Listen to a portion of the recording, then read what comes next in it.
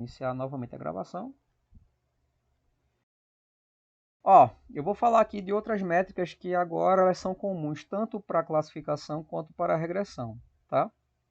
Uma primeira é o que a gente chama de, erro médio absoluto, tá? Como o nome diz, o que é que para a gente vai ser o erro médio absoluto? Eu vou pegar tudo que for de classificação errada individualmente e vou dividir aí pelo total das minhas classificações, certo? Então eu vou ter esse camarada aqui, ó. Estão vendo? Eu vou ter aqui o erro, né? Meu erro médio absoluto vai ser igual a quem? É a média em relação ao número de indivíduos que eu estou avaliando pelo modelo de classificação. Vou dividir quem? O somatório exatamente das minhas classificações, certo? Nesse caso aqui, avaliando as classificações erradas, tá? Por que a gente pode trabalhar esse cara tanto para problemas de classificação quanto problemas de regressão? Porque, a depender do problema de classificação, a minha classe, eu posso colocá-la como sendo uma classe numérica, tá? A gente vai ter problemas de classificação, onde eu posso dizer que a minha feature categórica, ela pode ser, por exemplo, uma palavra, tá? Eu posso dizer, ó, eu estou classificando bom e ruim. Estou classificando gordo e magro. Estou classificando sedentário e saudável. Estou classificando falha e normal. Mas eu posso também transformar essa classificação aí em categorias numéricas. 1 e 0, 3 e 2, menos 1 e 1. Então, quando eu tenho um problema que eu consigo transformar a minha categorização em valores numéricos, eu posso aplicar muito bem uma métrica como, por exemplo, o erro médio absoluto. É óbvio que essa métrica, vocês vão ver depois que ela é muito mais fácil de entender, mais fácil de ser aplicada e interpretada para problemas de regressão. Que aí regressão não tem para onde correr, né? A minha variável de resposta do modelo de regressão é uma variável, é uma resposta numérica, né? Numérica contínua e não uma numérica categórica discreta, tá? Do ponto de vista prático, para problemas de classificação, se a gente quiser avaliar, pô, será que está classificando bem? Não está? Eu gosto de trabalhar, como eu mostrei na semana passada, com aquele proba, tá? Do sklearning, que também tem outros modelos de treinamento, outros modelos de machine learning também em Python, tá? Mas, para quem não lembra, deixa eu só voltar aqui, botar aqui, ó, classification probabilidade, né? Que é o proba, né? O predict proba, certo? O que é legal no predict proba? Deixa eu ver se ele tem o exemplo aqui. Eu dei esses exemplos do Scalani, que muitas vezes ele complica mais para a gente dar aula do que outra coisa. Deixa eu puxar aqui o nossa última. Não, é o Colab, né? Deixa eu puxar aqui.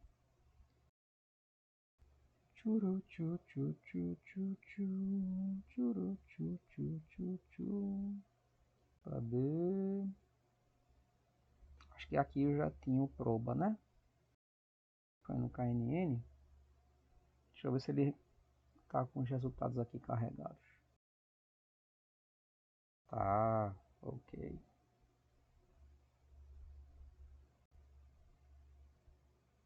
Não, esse aqui tava com categórico literal, né? Então, esse foi o do KNN, árvore de decisão. Eu acho que esse aqui.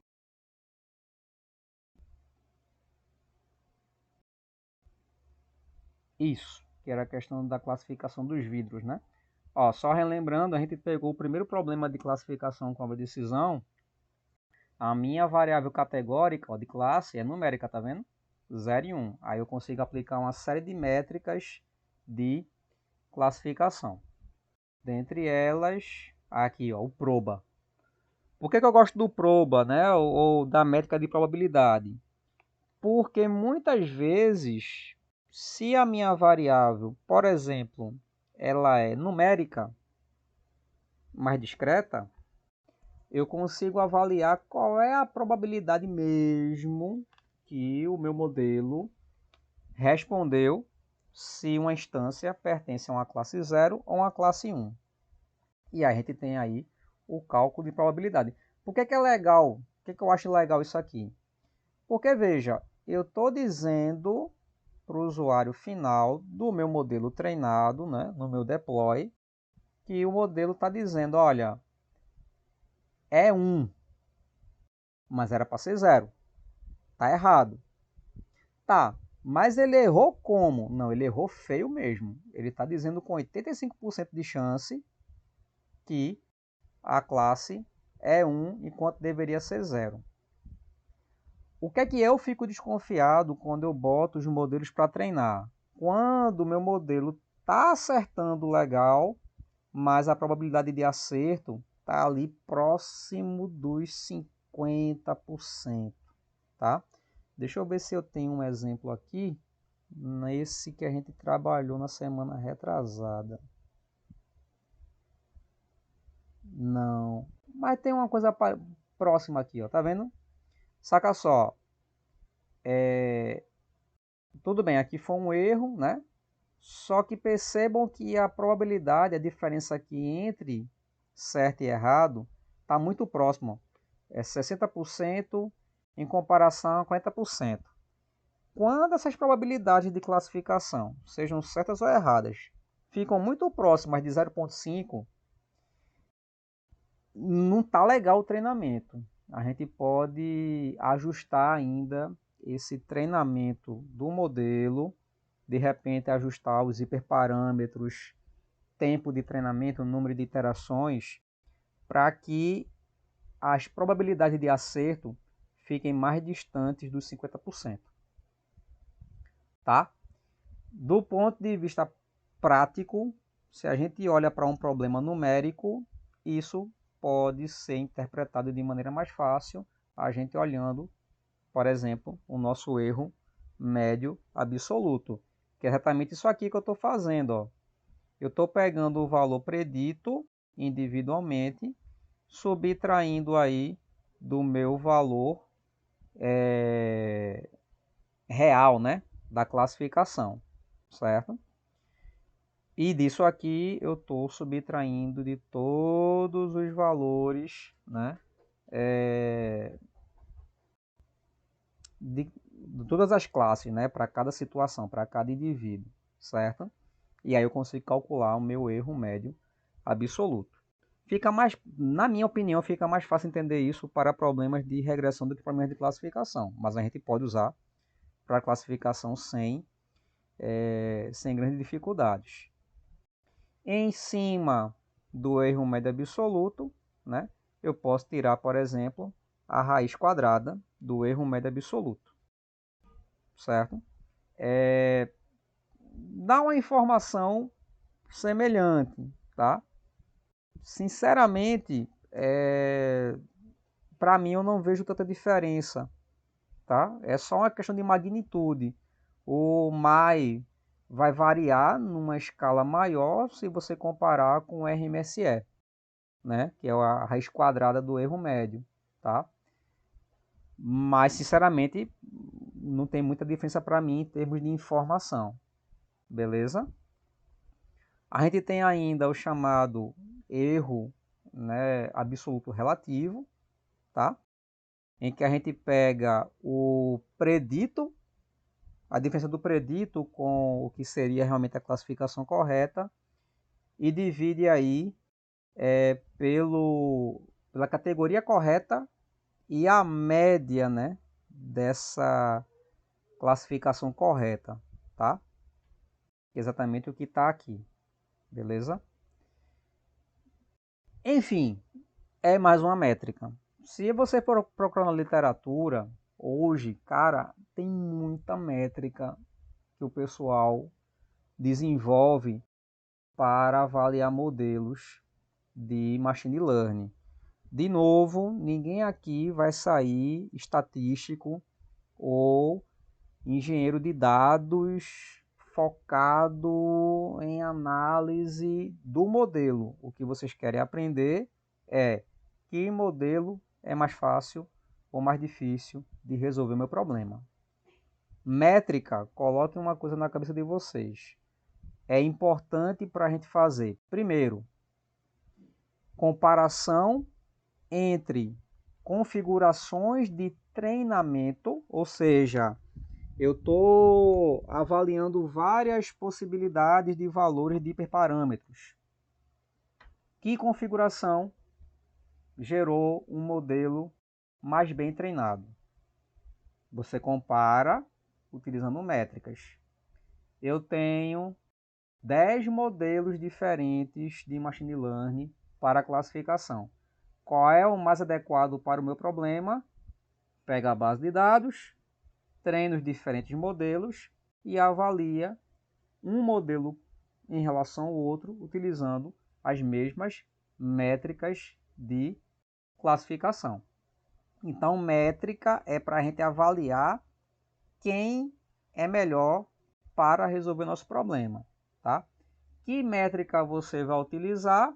Você pode utilizar uma, duas, três, todas elas e fazer suas comparações, beleza? Uma outra métrica que eu acho muito legal, isso aqui eu vou deixar com vocês, tá? A gente pode depois também fazer o exemplo prático, já que a gente está chegando próximo das 7 horas, certo? Mas uma outra métrica que eu acho muito legal, que inclusive eu tenho um artigo aqui, ó, deixa eu pegar o título do artigo para a gente pegar ele na internet. É um artigo de 2006, muito massa, tá? Que é a chamada, o chamado ROC, R-O-C. Deixa eu ver se eu acho ele aqui na internet. O título do artigo é esse aqui, ó. Uma introdução à análise ROC. Eu acho que ele não tem disponível livre na internet. Ó, onde é que tem? Deixa eu ver se é esse aqui. É de 2006. Yes, temos. Que é do Tom Fawcett, tá? Que parâmetro é esse aqui que eu acho legal também a gente entender e depois a gente vai avaliar ele na prática? É a chamado Receiver Operating Characteristics, certo? Na verdade, isso aqui foi uma métrica inicialmente pensada para problemas de saúde, na parte de medicina, falso positivo, falso negativo, e a galera descobriu que é uma métrica muito boa para classificadores de problemas, principalmente problemas binários, certo? Como é que funciona o cálculo desse parâmetro ROC, tá? A gente tem aqui os nossos parâmetros que a gente acabou de discutir, ó, Precision, Recall, Acurácia e o F-Measure, no caso da gente é o F1 Score, tá? E o pessoal desenvolveu, deixa eu pegar o nosso ROC aqui, é porque na verdade o ROC a gente vai calcular ele em cima de um gráfico, certo? Que é algo mais ou menos aqui, ó, feito esse aqui, certo? Eu tenho meus indivíduos, minha taxa de falso positivo, e eu tenho a minha taxa aqui de verdadeiro positivo, tá? Vamos lá. Para cada indivíduo que eu vou analisando dentro do meu conjunto de uma base, por exemplo, de teste, certo? Eu posso verificar se esse cara foi avaliado como falso positivo ou como verdadeiro positivo. E à medida que eu vou colocando mais indivíduos, eu vou verificando como é que está essa minha taxa para o aumento da população de indivíduos que eu estou avaliando. comportamento ideal da chamada curva ROC, que é exatamente o parâmetro que a gente avalia. Deixa eu voltar aqui para o nosso outro artigo. É que ele ficasse assim, ó. Aqui são curvas ROC, estão vendo aqui? Ó, o ideal é que a curva fique desse jeitinho aqui, ó, como essa curvinha aqui, tracejada em roxo. Estão vendo aí? Estão conseguindo enxergar? Pronto. Vê, essa curvinha aqui tracejada em um roxinho claro, tá? Por que que ela é bem legal? Porque se você olhar para qualquer taxa de falso positivo que você queira avaliar, é como se todos os meus indivíduos foram classificados de maneira correta. Ou seja, quem é positivo mesmo. Então você vê que a minha curva ROC, ela tende aqui para um platô, indicando que todos os indivíduos positivos foram classificados corretamente como positivo. A minha taxa de falso positivo, ela é praticamente nula para qualquer cenário, qualquer quantidade de indivíduos. Do ponto de vista prático, a curva ROC, ela é meio que uma representação gráfica, por isso que a gente chama de curva ROC, das nossas métricas que a gente estava discutindo até agora. Tá? Basicamente o recall, né? a acurácia, né? A precisão, certo? E existe um parâmetro que a gente chama de área sob curva ROC, ou chamado AUC, tá? Como é que funciona o AUC? A gente vai calcular literalmente a área abaixo dessa curva. Quanto mais próximo de 1 for a área, melhor a assertividade do meu modelo de classificação. Se essa curva ela começa a tendenciar a formar essa diagonal aqui, quer dizer que eu não estou com a classificação tão boa. Eu estou classificando de maneira errada os meus indivíduos da classe positiva. Então a área sobre a curva ROC ela vai diminuindo cada vez mais, certo? Então é uma outra métrica muito utilizada principalmente para problemas binários. É o que a gente chama de A ou C, tá? Quanto maior o valor de A ou C, melhor a minha classificação. Principalmente em termos de verdadeiros positivos, né? Verdadeiros negativos, tá? Quanto menor o valor da A ou A ou C, pior a minha classificação, certo? De novo, ó, se a gente for olhar aqui na documentação do sklearn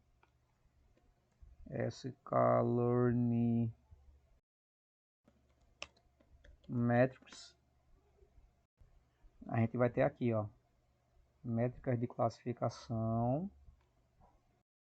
Ó, aqui, ó, estão vendo aí? Curva ROC.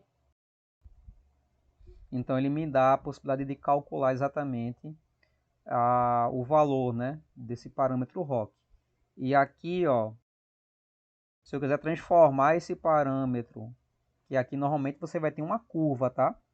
Se quiser transformar isso como sendo um valor numérico absoluto aí e tal, aí você tem o AUC, que ele calcula exatamente a área sob a curva ROC. Vamos fazer o seguinte, só para a gente fechar a aula aqui com uma aplicação prática, né? Eu vou pegar o nosso probleminha das nossas aulas anteriores, vou pegar o primeiro problema lá do vidro e vamos rodar de novo a nossa classificação, só que agora olhando para a métrica, tá? Deixa eu só carregar de novo o nosso arquivo. Isso, vamos lá.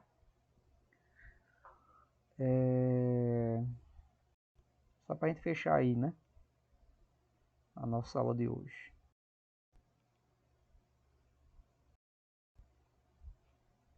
Cadê?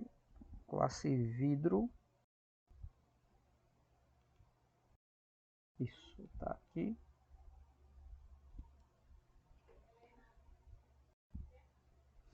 Ok.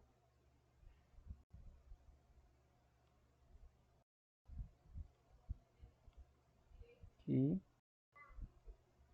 Pessoal, eu prometo que na próxima semana a gente pode retomar com calma, no começo da aula, discutir essas últimas métricas que eu estou explicando, tá? E a gente vai fazer um exemplo comparativo mesmo. Vou pegar uma base mais complicadinha de classificação.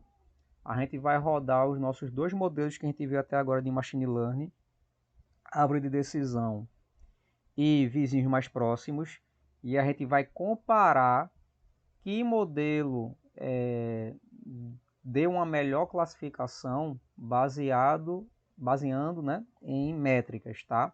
Não simplesmente olhando a taxa de acerto principal, beleza? A gente vai fazer isso lá na próxima aula, prometo a vocês. É porque realmente hoje o dia foi punk.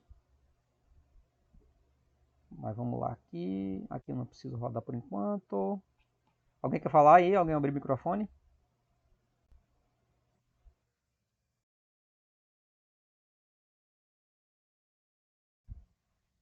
Quem é que tá falando aí? Ixi, eita, Ângelo, olha, é bronca, viu? Já tô me tremendo aqui, mas tudo bem. Tudo bem, Alan, a gente vai. Ó, disse a tu, Ângelo, que uma hora a conta ia chegar, a casa ia cair, ficar brincando que o cara é magnata, é rico, pô. Já disse a tu pra gente não fazer mais isso, mas beleza, Alan, fica tranquilo, fica tranquilo.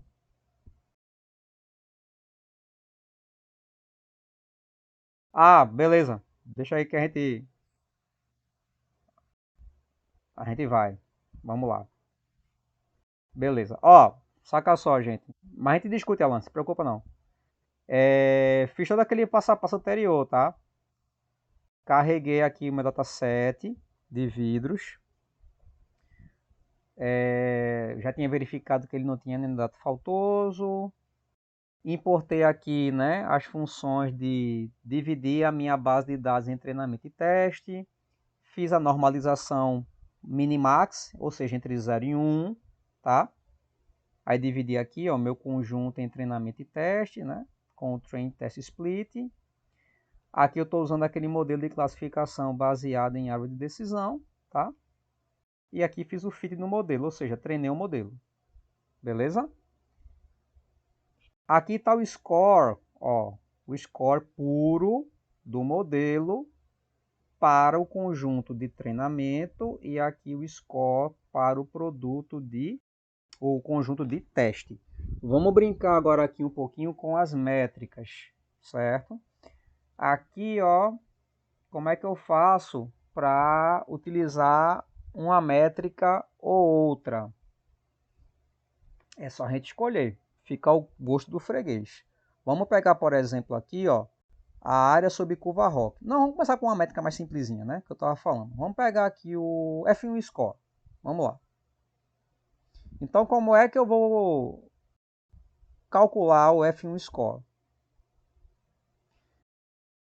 Dentro do sklearn, a gente vai ter já a nossa função F1 Score dentro do conjunto de métricas. Então é só chegar aqui. Eu vou jogar ele aqui, ó. Na verdade, como a gente já treinou o modelo... Não, vamos jogar ele aqui para não dar problema. Vou jogar ele aqui, ó. Tenho minha métrica F1 Score, tá? E aí o que é que eu faço, ó? Depois que eu treino o modelo, certo? Eu calculo quem é os valores verdadeiros de classificação e os valores preditos. Então, o que é que eu vou fazer aqui, ó? Importei minha métrica, tá tudo aqui bonitinho. Gerei aqui meu conjunto de novo, só para a gente não ter problema.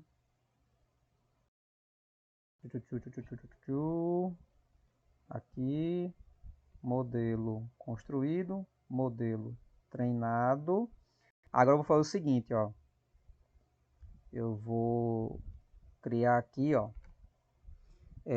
valores preditos, que vai ser igual a quem? Vai ser igual a modelo ponto predict. Deixa eu ver aqui. Isso. Predict para o conjunto de teste, né? No caso aí apenas as instâncias de entrada do modelo. Então basicamente isso aqui seria o meu y, tá? Vou botar aqui, né? Y predito para não confundir a cabeça de ninguém. Valores predito, vou colocar y predito. Aí a gente compara. Y predito. Pronto. Chururu. Ok. Como é que eu agora calculo o valor de F1 score? Então o F1 score ele vai ser calculado F1 score. Eu vou comparar quem, ó? Eu vou comparar o y real com o y predito, de maneira bem simples. Então quem é meu y real? Como eu utilizei para calcular o y predito o x-teste, o meu y real nesse caso seria o conjunto de y-teste. E quem foi o predito? Está aqui o dito cujo. Predito. Deixa eu ver se ele já dá informação. Ó, o meu F1 score para esse modelo de classificação deu 0,74. Como é uma base pequena, está um valor muito bom, né? Se eu quisesse calcular, por exemplo, a área sob curva ROC, que relaciona falso positivo com positivo verdadeiro. Aí, de novo, não tem mistério nenhum. Venho aqui, ó, a área sob a curva ROC. Vou importar ele aqui, ó. Também faz parte do conjunto de métricas do sklearn. Beleza? Eu vou... Deixa eu ver aqui. Vou botar ele aqui em cima, né? De novo, para ficar tudo bonitinho, organizado. Mas vamos lá. Vou rodar esse camarada de novo.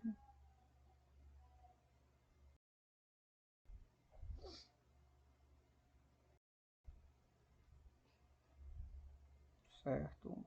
Constrói o modelo. Treinar o modelo. Pronto. Como é que eu vou calcular agora a área sobre a curva ROC? É bem simples, ó. Eu vou de novo pegar quem é o valor real e vou comparar com o valor predito. O valor, vamos fazer aqui, né? Já tinha feito aqui o F1 score, vou fazer embaixo dele. Como é que tá o nome lá em cima? Eu acho que ficou ROC ao C score. ROC ao C score. Aí de novo eu faço y teste por y predito.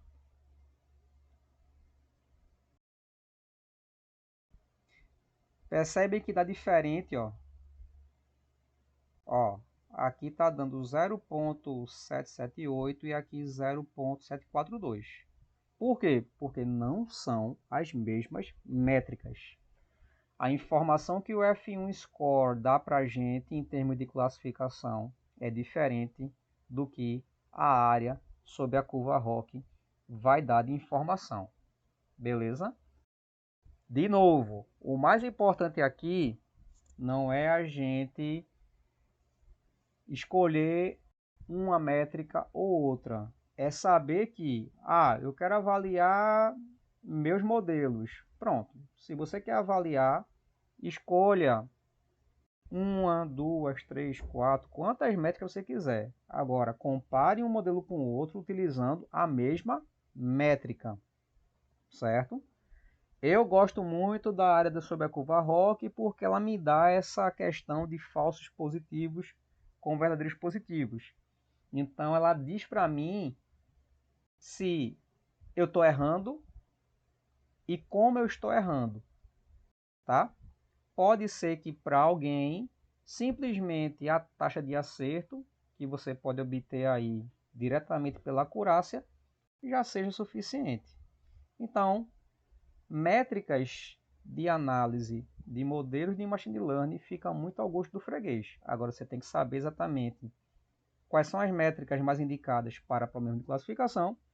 Depois a gente vai ver para problemas de regressão e saber como utilizá-las. E para que utilizá-las? A gente pode utilizá-las para comparar diferentes condições de treinamento de um mesmo modelo de machine learning ou ainda comparar diferentes modelos de machine learning para o mesmo problema. A gente vai e escolhe as métricas que a gente vai trabalhar. Beleza, gente? Eu vou parar aqui.